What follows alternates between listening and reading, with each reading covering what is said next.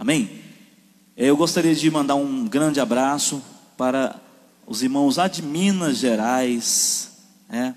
E nós estive lá ontem, antes de ontem, e quero mandar um abraço demais, muito forte para o Rafael, para a Vanessa, para o Caio, toda a sua família lá de Campos, como é que é?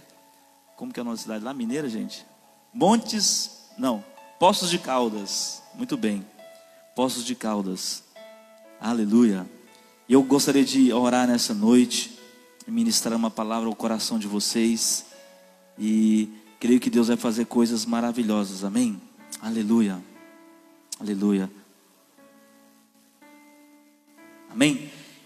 Eu quero orar nessa noite para que o Espírito de Deus possa falar aos nossos corações, aleluia. Pai, eu quero abençoar cada pessoa que está nos ouvindo nessa noite, nesse culto. Quero pedir que o Teu Espírito Santo possa ministrar a Tua palavra, porque só o Senhor tem palavras de vida eterna. Eu quero abençoar a cada um dos meus irmãos. Senhor, em nome de Jesus, queremos declarar que a glória do Senhor, ó Deus, invadirá cada casa. A glória do Senhor vai entrar em cada coração. Em nome de Jesus, nós pedimos que o Teu Espírito Santo possa gerar, ó Deus, a palavra em cada coração. A Tua semente é a palavra. Em nome de Jesus. Aleluia. Glória a Deus. Shalom, graça e paz a todos vocês. Eu quero nessa noite ministrar uma palavra que o Senhor falou no meu coração profundamente. Profundamente. Irmãos, onde você liga, seja qual for o canal, é Globo News, é Record News, é R7, é todos os canais, Band, você vai ler alguma coisa no jornal, todos eles estão falando de crises. Uma crise está sendo instalada, uma crise política, uma crise realmente do coronavírus. E só que eu quero conversar sobre algo nessa noite com você que está me ouvindo aí, e que isso possa entrar no seu coração e que possa gerar vida dentro de você. E eu me faço uma pergunta: o que fazer em tempos de crise? Se a crise existe, o que fazer nesse tempo, nesse período? E a resposta que o Senhor colocou no meu coração, porque eu estava orando sobre isso, e o Senhor falou muito forte no meu coração: na crise, não seja guiado pelas suas emoções. Cuidado com as suas emoções. A Bíblia, ela é clara quando fala que tudo que se deve guardar, guarda o coração, porque dele é a fonte. A gente está aqui, os irmãos estão usando máscara, eu não estou usando porque eu estou falando aqui, todos estão longe. Mas o que nós temos que guardar, irmãos, às vezes não é nem tanto o nariz, a boca, em relação a esse período de crise, que nós precisamos, irmãos, ser guiado é pelo Espírito Santo e não pelas nossas emoções, amém, irmãos? Ser guiado pelo Espírito. A Bíblia diz que Jesus falou no livro de Mateus, no capítulo 15, e ele fala no versículo 11, ele fala assim: olha, o que sai pela boca, o que entra pela boca não é o que contamina o homem, mas sim o que sai pela boca é o que contamina o homem. Isso, irmãos, há uma tradução que ela fala o seguinte: o que entra pela boca não torna o homem impuro, mas o que sai é o que torna o homem impuro. Eu estava pesquisando o que é isso, o que é essa impureza. O que era uma pessoa impura na Bíblia, irmãos? Uma pessoa impura era alguém com deficiências. E essa pessoa, por ter as deficiências, a gente sabe que na Bíblia fala sobre a lepra. O que acontecia com essa pessoa? Ela era separada do meio, ela era separada da comunhão. Essa pessoa, ela ficava isolada. Por causa de quê? Por causa de uma deficiência. Por causa de que ela era impura, ela era considerada impura. E o que o Senhor falou no meu coração é algo muito forte. Jesus falou isso: olha, o que entra pela boca não é o que torna o homem impuro. O que torna um homem impuro é aquele que sai lá de dentro. Então eu concluo que o que sai dentro de mim pode me trazer um divórcio. Pode trazer um divórcio na minha vida espiritual entre eu e os céus. Pode trazer um divórcio. Divórcio é separação. No livro de Amós, no capítulo 3, no versículo 3, lá fala que não tem possibilidade de duas pessoas andarem juntas se elas não estão de acordo. Então, o que sai de dentro de mim precisa estar de acordo com a palavra de Deus, porque senão eu vou me tornar impuro, porque a Bíblia diz que é o que sai de dentro do homem que torna ele impuro.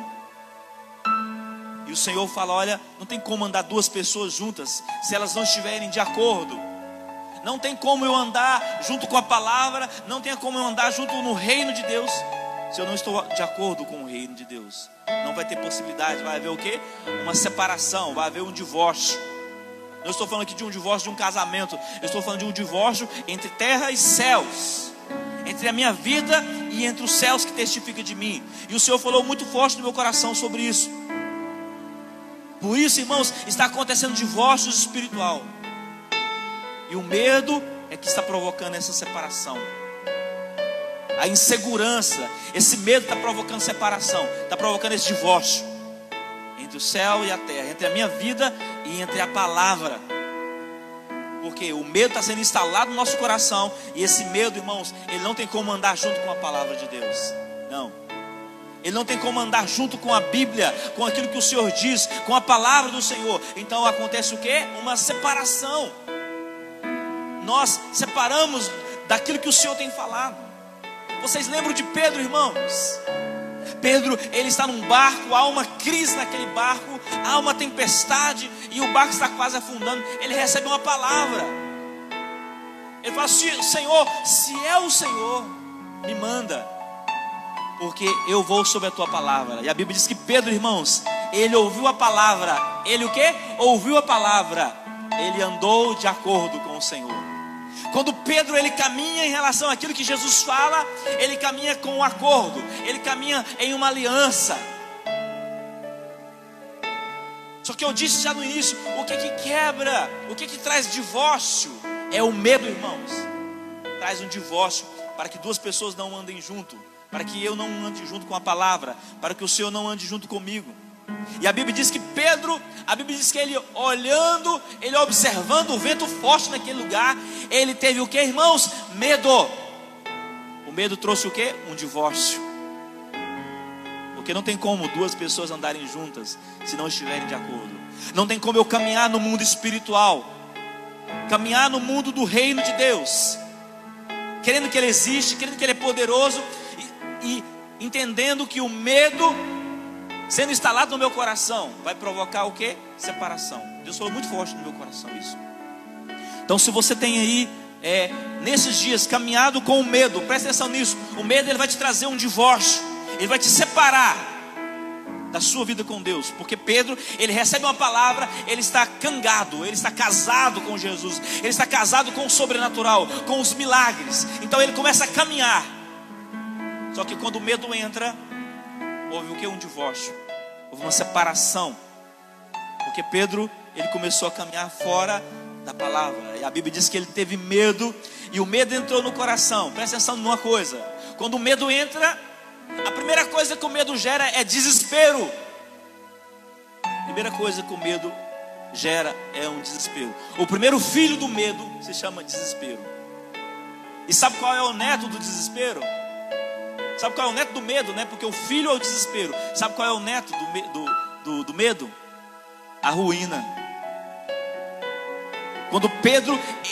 Quando entra no coração dele o medo, a Bíblia diz, irmãos, que Pedro ele fica desesperado, porque ele começa a entender, ele começa a agir no natural, e ele compreende que ele estava numa região muito funda. Então entra no coração dele o medo. Ele pensa consigo mesmo: esse lugar aqui é muito fundo e eu vou morrer afogado. Então quando ele fala aquilo, quando ele age daquela forma, houve uma separação entre ele e a palavra, entre ele e os milagres. Então o que ele estava vivendo já não é viver mais, porque o medo, ele começa o que então? A afundar. Graças a Deus que Jesus estava lá. Jesus estendeu as mãos sobre ele e o levantou novamente. Talvez nessa situação que está acontecendo, porque eu estou falando aqui sobre o que fazer em tempos de crise. E Deus, irmãos, o Senhor só falou uma palavra no meu coração. O que é que nós podemos fazer em tempos de crise? Não ser guiado por nossas emoções. Porque as nossas emoções, irmãos, elas nos levam a gerar medo dentro de nós. E o medo gera desespero, e o desespero gera ruína. Presta atenção nisso. Então, é tempo, igreja, de nós decidirmos quem realmente está no controle. É tempo, irmãos. Se você puder, escreva aí. É tempo de decidir quem está no controle. Se são as nossas emoções ou se é a nossa confiança. Presta atenção nisso. Não tem como andar junto, pastor Augusto. Não tem como andar junto, irmão Zé. Jéssica, não tem como. Gabriel, não tem como andar junto. As nossas emoções e a nossa confiança. Não. Uma das duas vai ter que andar por caminho separado. As duas não andam de acordo. As nossas emoções e a nossa confiança não entra em acordo. Uma quer uma coisa, uma quer de um lado, a outra quer outra coisa totalmente diferente. As nossas emoções nos traem. E com isso é gerado um divórcio entre a terra e os céus, entre os céus e a terra. Onde havia uma ligação de fé, como Pedro andou, houve então uma separação. Naquele momento, uma desconexão. Sabe quando você está no Wi-Fi e de repente você sai de uma zona que o Wi-Fi cai? Pedro, a Bíblia diz que ele começou a afundar. E sabe o que a Bíblia diz, irmãos? Lá no Salmo 37, versículo 5, eu anotei aqui, diz o seguinte: olha que poderoso isso. Nós falamos tanto isso, mas lá fala: entrega o teu caminho ao Senhor. Entrega as tuas decisões ao Senhor. Entrega os seus projetos ao Senhor. Entrega o seu amanhã ao Senhor. Eu estou desesperado porque eu não sei se meu marido vai estar trabalhando. Eu estou desesperado, não sei se meus filhos vão adoecer. Ei, a Bíblia diz: entrega o teu caminho. O que é o teu caminho? São as suas decisões. Entrega ao Senhor. E a Bíblia diz que quando você entrega nele, você precisa confiar nele. Entrega o teu caminho ao Senhor. Confia nele. E a Bíblia diz no versículo 5 que ele agirá. Ele agirá. Deus vai agir na sua vida na medida que você se entregar a Ele. Quando você se entrega a Ele, você começa a caminhar juntos. E quando dois irmãos resolvem caminhar juntos, não existe impossível. Há uma conclusão do objetivo, há uma conclusão da caminhada. Eu gostaria de ler com os irmãos uma palavra que o Senhor falou muito forte no meu coração. Gênesis capítulo 37. Se você puder, abra aí e escreva também no Instagram, no Facebook. Gênesis capítulo 37, versículo 28 ao versículo 34. Abra aí comigo. Nós vamos ser bem rápidos nessa noite, mas abra lá em Gênesis capítulo 37, para nós estarmos lendo. Irmãos, essa palavra que o Senhor falou no meu coração foi muito forte. Olha que coisa mais tremenda. Gênesis capítulo 37. Se você estiver anotando no Instagram, no Facebook, anote aí. Gênesis 37, versículo 28 ao 34. Olha o que a Bíblia diz, irmãos. Versículo 28. Quando os mercadores israelitas de Midian se aproximaram, seus irmãos tiraram José do poço e o venderam por 20 peças de prata aos ismaelitas, que o levaram para o Egito. Versículo 29. Quando Rubem voltou ao poço e viu que José não estava lá, rasgou suas vestes e, voltando a seus irmãos, disse: o jovem não está lá, para onde irei agora? Versículo 31. Então eles mataram um bode, outras traduções dizem um carneiro, mergulharam no sangue, mergulharam aquela túnica, mergulharam no sangue a túnica de José, e a mandaram ao pai com este recado: achamos isto, veja se é a túnica de teu filho. Olha o que os irmãos fazem. Presta atenção nessa revelação, irmãos. Olha o que os irmãos fazem. Veja se é a túnica de teu filho. Versículo 33. Quando chegou lá na casa de Jacó, aquela túnica, os irmãos mandaram um mensageiro. Diz o seguinte: ele a reconheceu. O pai de José reconhece aquela túnica, porque foi o pai que dá a José. A Bíblia diz que ele reconhece aquela túnica. E aí quando é fé, ele pega aquela túnica e ele fala assim: é a túnica de meu filho. Jacó diz: é a túnica do meu filho realmente. E ele fala: um animal selvagem o devorou. José foi o que? Despedaçado. Irmãos, olha que coisa mais louca. Quantas vezes já li essa passagem? Quantas vezes já li esse versículo? Quantas e quantas vezes você já leu também? O que a Bíblia está me falando aqui, irmãos, que os irmãos de José, todo mundo já conhece a história, quer matar ele, joga num buraco.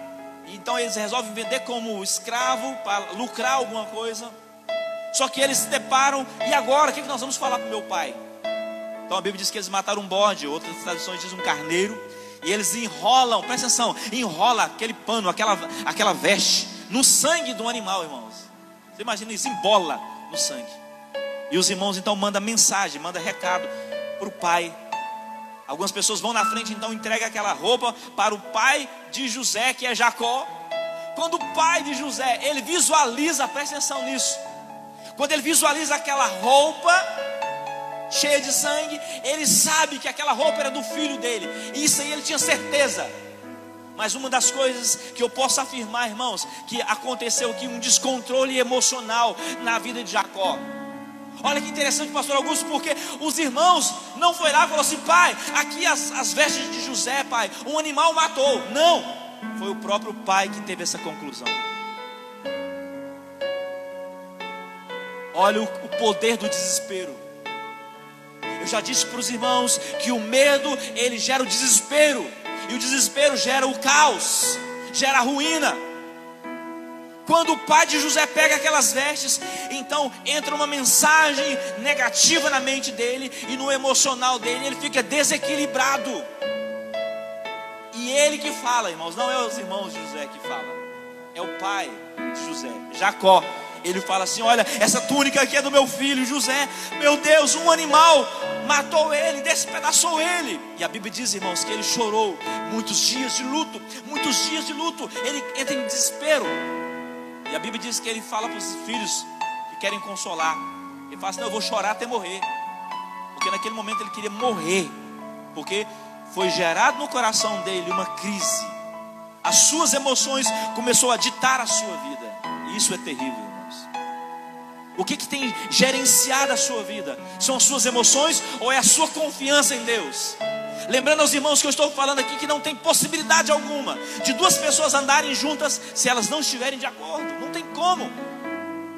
Ou as minhas emoções me dominam e arrebentam a minha vida, me coloca para baixo e me coloca na situação de choro e desespero.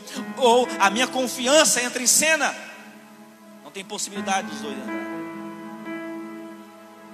Eu estou dizendo aqui para os irmãos que uma situação irreal, que uma situação hipotética se torna vida para um homem, se torna real para aquele homem. Aquela era a realidade dele, não era a realidade física, não era a realidade concreta, não era a realidade realmente ali palpável, porque não foi um animal que matou José, foi vendido como escravo.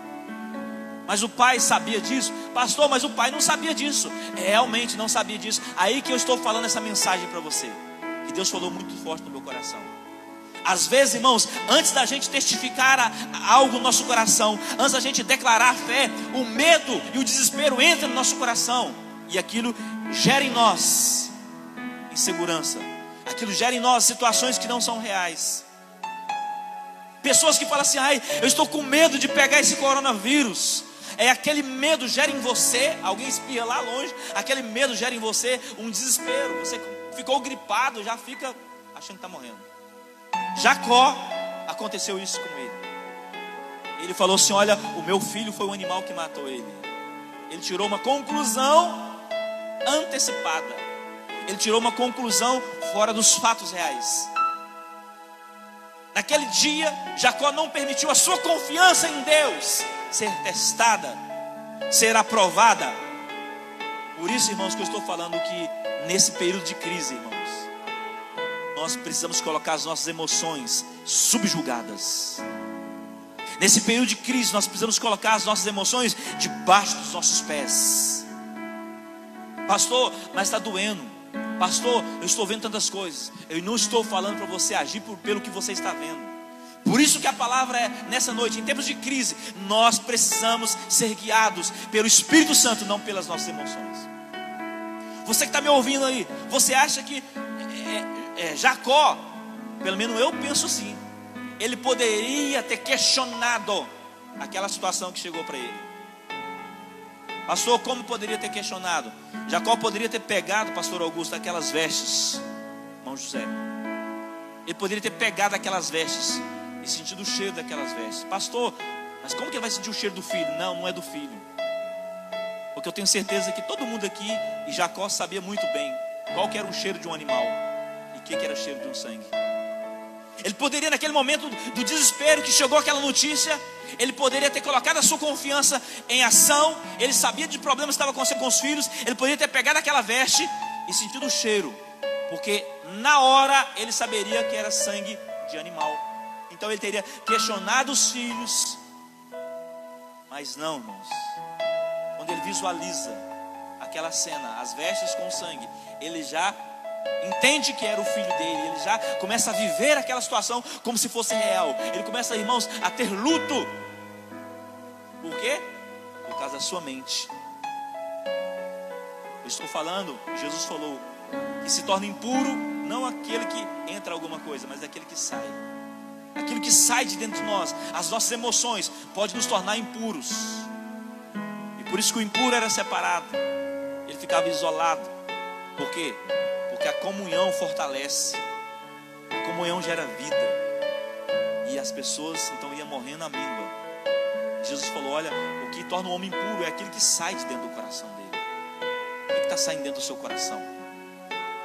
Está saindo medo? O medo pode tornar impuro, porque Jesus falou assim: olha, o que sai de dentro vai contaminar. Vai contaminar. O que é uma contaminação? Quantas pessoas já perderam a perna porque houve uma contaminação? Contaminou algo ali e aquilo foi subindo, gerando contaminações. As pessoas perdem pernas por causa de trombose. Por quê? Porque uma contaminação gerou todo aquele processo de doenças. Então, querido, eu quero desafiar você hoje. Eu tenho falado constantemente aqui sobre Mateus 6:22. Se os teus olhos forem bons, o seu corpo será luminoso. Se os seus olhos forem maus, o seu corpo estará em trevas. Se você visualiza uma situação ali, eu sei, irmãos, pode estar doendo, eu sei que pode estar realmente no fim, mas você não pode olhar para aquela situação com os olhos maus. E como Jacó, já anunciar o velório antes de colocar a sua confiança no Senhor. Então o Senhor falou muito forte comigo. Quando ele olha para aquela túnica de sangue, o desespero fez as suas emoções assumir o controle, assumir o trono. E quando as suas emoções assumem o controle, você vai gerar o desespero, você vai gerar o caos, você vai gerar a ruína. As emoções de Pedro assumiu o controle. A fé então saiu de cena, porque não tem como andar junto. Ei, não tem como andar junto. Quando as nossas emoções assumem a nossa fé, ela sai de lado. Não tem como andar junto. Sabe o que anda junto? A nossa confiança. Aí o Senhor: olha, agora eu estou contigo, porque você está na sua confiança. Então, Jacó, ele perdeu a chance de questionar. Ele assumiu algo que não era real. Então, irmãos, eu posso ver claramente nesses dias, Satanás, ele tenta usar as nossas emoções para anular a nossa fé. Se você puder escrever aí no Instagram ou no Facebook para que fique registrado, pode escrever aí: Satanás tenta usar as nossas emoções para anular a nossa fé. Porque quando o pai de José, ele vê, ele visualiza, ele age pela emoção. A emoção, ela anulou a fé. É como se fosse uma torneira, fechou aquela fé. Então, queridos, é algo que nós precisamos tomar muito cuidado. Quando a Bíblia diz, irmãos, eu já preguei na igreja sobre essa mulher, eu estou lembrando aqui agora, é muito forte, sobre Agar. A Bíblia diz que Agar tinha um filho de Abraão, mas Agar era uma escrava. Tudo bem, não estou entrando nesse mérito, estou entrando no mérito agora dela com Deus. A Bíblia diz que aquela mulher, ela sai entristecida da sua casa. Abraão, Sara manda ela embora, e ela vai embora. Ela pega pães, ela pega água, coloca no odre. Então ela vai comendo pelo caminho do deserto. Quantas pessoas estão no caminho do deserto, caminhando com dificuldade? O pão está acabando, a água está acabando. De repente chegou um nível que a Agar, ela vê o filho dela chorando. Ela vê o filho dela lá desesperado, querendo comer, querendo água, e já havia acabado. Aquela mulher, a Bíblia diz que ela deixa um filho. Presta atenção nisso. Qual que é a mãe que tem coragem de deixar um filho? Ela chegou nesse ponto. Ela falou assim: eu preciso sair de longe do meu filho, porque eu não aguento ver meu filho morrer. A Bíblia diz que ela sai de perto, no caminho de um tiro, de uma flecha, para não ver o filho morrendo, porque o filho estava chorando, porque não tinha água e não tinha pão, havia acabado tudo, irmãos.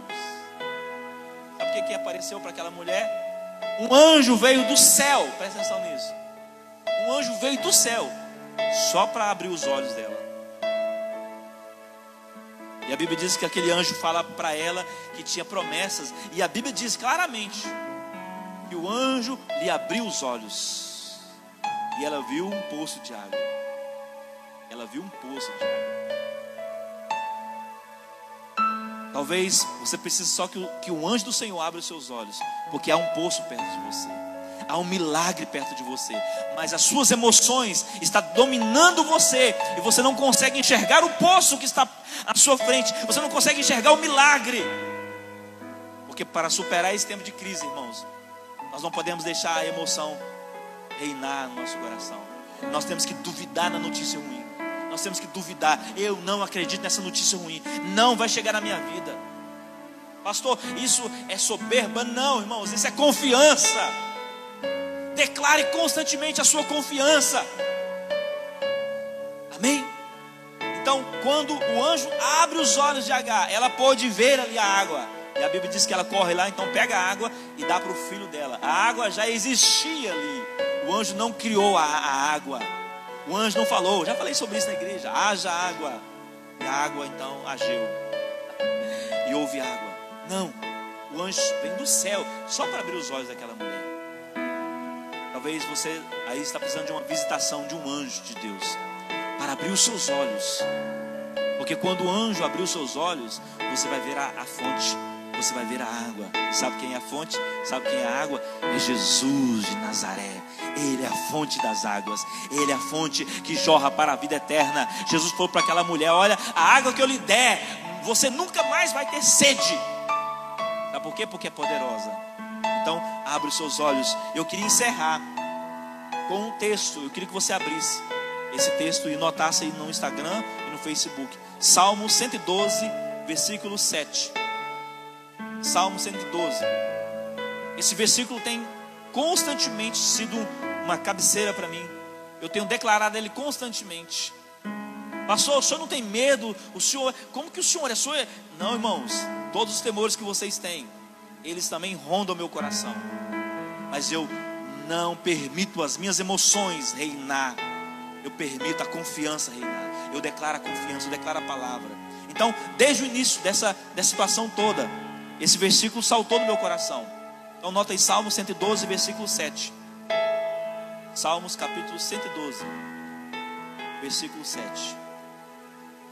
Aleluia. Glória a Deus. Se você ainda pode compartilhar essa palavra ainda. E ela vai ficar ainda, essa palavra, no Facebook, no Instagram. Mas compartilhe ela. Salmo 112, versículo 7.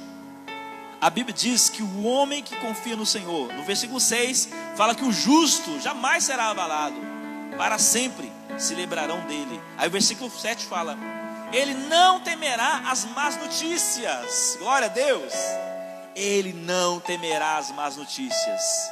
Pode estar falando na cidade aí: olha o coronavírus, olha o desemprego, olha isso. Irmãos, o seu coração, a Bíblia diz que é aquele que é justo. Quem é justo, irmãos? É quem se justifica no Senhor, porque o Senhor é a nossa justiça. Então a Bíblia diz que ele não vai temer as más notícias. Olha, irmãos, o que a Bíblia diz? 1000 vai cair ao seu lado, 10.000 à sua direita, mas você não vai ser atingido. Sabe por quê? Porque a sua confiança, ela está no Senhor Deus. A sua confiança está no Senhor. Aleluia!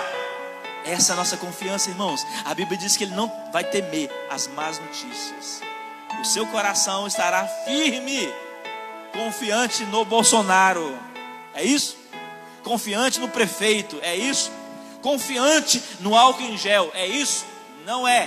Confiante na máscara. Confiante no seu isolamento na sua casa. Não, irmãos. A Bíblia diz que aquele que não será abalado é aquele que estará confiante no Senhor. Ei, irmãos, eu quero desafiar você a confiar no Senhor. Você que está na sua casa aí, confia no Senhor. Manda o medo embora. Eu fico imaginando, irmãos, se Davi tivesse lá no arraial, desde o início, quando Golias começou a amedrontar o povo, será que Davi teria já de início enfrentado o Golias? Ou será que no segundo dia, no terceiro dia, porque 40 dias Golias ficou lá, não tem nenhum homem aí não, 40 dias, só que Davi não estava lá desde os primeiros dias. Só que no coração daqueles homens começou a entrar um medo. Primeiro dia, eles viram um gigante com 1,80 m. Segundo dia, eles já viram o gigante com 2 metros. O terceiro dia, já com 2,20 m. O quarto dia, já com 2,5 m. O sexto, sétimo dia, já com 3 metros. E cada vez que eles visualizavam o gigante, entrava no coração deles a ruína. Só que Davi chega naquele ambiente onde ele não viu ameaças, aquele ambiente onde ele não viu o grupinho ali falar: você viu lá aquele tamanho daquele gigante? Meu Deus do céu, eu vi, ele era muito grande, ele era muito alto. Davi não estava naquele ambiente. Ei, saia de ambientes negativos, de grupos negativos do WhatsApp, de notícias ruins. A Bíblia diz que o coração desse homem não vai temer más notícias, irmãos. Então o meu coração não vai entrar essas más notícias. Sabe por quê? Porque eu não fico assistindo aí o que é que a Globo está falando, o que é que a notícia está falando, o que é que a Organização Mundial da Saúde está falando. Não, irmãos, a minha confiança, ela está no Senhor. Então eu não vou temer as más notícias. Pode até chegar, porque com Davi chegou também. Davi chegou naquele ambiente, ele falou assim, e as pessoas começaram a falar: olha Davi, é o tamanho daquele homem lá, você é um menino. E ele falou: eu não permito isso entrar no meu coração. Eu não vou ser guiado pelas minhas emoções, por aquilo que eu estou vendo. Sabe por quê? Porque Davi tinha experiência com Deus. Davi já tinha vencido ursos, Davi já tinha vencido leões. Então Davi, a confiança dele não era naquilo que ele podia fazer, mas a confiança dele era no Senhor. Ei, você que está me ouvindo aí no Instagram, no Facebook, quantas situações você já venceu? Você já venceu a fome, você já venceu a pobreza, você já venceu o problema no seu casamento. O que é a situação diante de tudo que você já venceu? Você é mais do que vencedor, em nome de Jesus. Não permita as suas emoções guiar você. Isso é muito forte, irmãos. A Bíblia fala sobre 10 espias que permitem as suas emoções controlar a vida deles.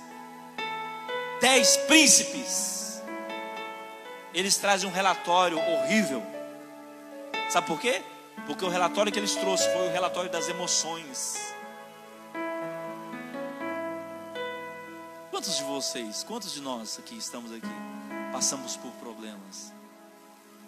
Você já pensou se nós fôssemos viver dos relatórios das nossas dificuldades? Mas todas as vezes que o meu relatório é baseado nas minhas emoções, eu estou gerando desespero. E o desespero vai gerar ruína. Então, queridos, nós não podemos permitir entrar as más notícias no nosso coração.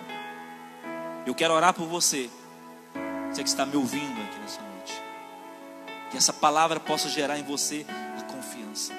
Em tempos de crise, o que fazer, pastor? Não ser guiado pelas suas emoções já vai ser um grande passo. Porque se você for guiado pelas suas emoções, você está lá, orou de manhã, aí você recebeu uma notícia no WhatsApp, 10 horas da manhã: olha, Uruaçu já tem 30 casos no coronavírus, morreu um. Não seja guiado pelas suas emoções.